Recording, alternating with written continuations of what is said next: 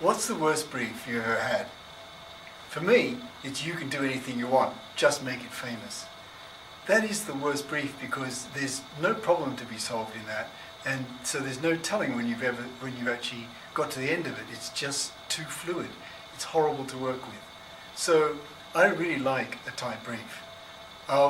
It's interesting, poets who are working in one of the most creative forms of writing, they often give themselves ridiculously tight briefs in the forms of things like haikus or sonnets, for example.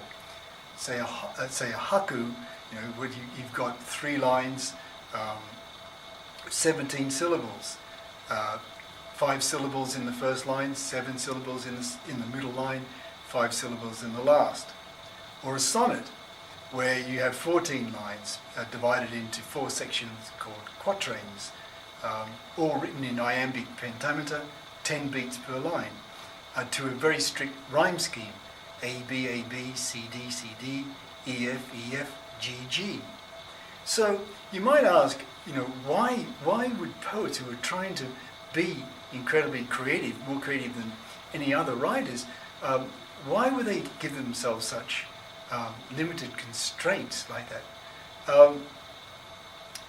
And the answer is because those constraints help drive them to higher places of creativity than they would get to without them. And I think it's probably very similar to us. That's why we want tight briefs to work from. But there are all kinds of constraints in our business, and I'm sure you experience many of those constraints every day. The constraint of the small budget, for example, or the unsophisticated client, or the no time to do the work, or not a lot of great resources around you to actually to help bring your ideas to life and beyond what you could ever imagine yourself, in the forms of really good production companies and photographers, etc. What about those kinds of constraints? Well, let's just go through a few of them. So, for example, the small budget.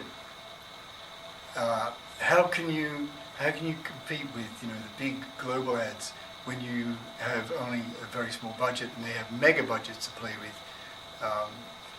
Well, the benefit of a small budget is they drive you to actually have very simple ideas, and simple ideas can be very, very powerful. They can be much more powerful than big, overproduced ideas, and we see that time and time again at the Cannes Festival, where very simple ideas cut through all that overproduced stuff that comes out of the much more developed markets. We see that work coming out of Latin America, out of Asia, Australasia, all the time at Cannes. Unsophisticated clients. What about that constraint? The client that wouldn't know a good ad if it hit him on the head, and how can that be a benefit? Well, the unsophisticated client also probably doesn't have the layers and layers of bureaucracy that more developed markets have, nor do they have in-depth focus groups and masses of time to employ all kinds of research around making your idea more mediocre. So, they have to trust their gut, and in that environment, you're just as likely to have a good ad run as a bad ad, particularly when time is a factor, because that unsophisticated client usually wants work done yesterday, and there's no time to do much, no time to think, so he hasn't a lot of time, or she doesn't have a lot of time to actually think this through. They have to approve it quickly, so it gets created quickly, it gets approved quickly, and again, you have a really good chance, or just as good a chance, of a great idea running as a poor one. When I was worldwide creative director of Saatchi & Saatchi, I actually often wondered why many times some of our very best work came out of very, very poor areas, or places that were literal or actual war zones. And I've come to realize over time that it's not despite that environment, it's because of it. it's because of those constraints that they were living with, that people are living with, that actually help to drive that level of creativity. And I've come to feel that just like the poets, those constraints are things that actually drive us to do better work.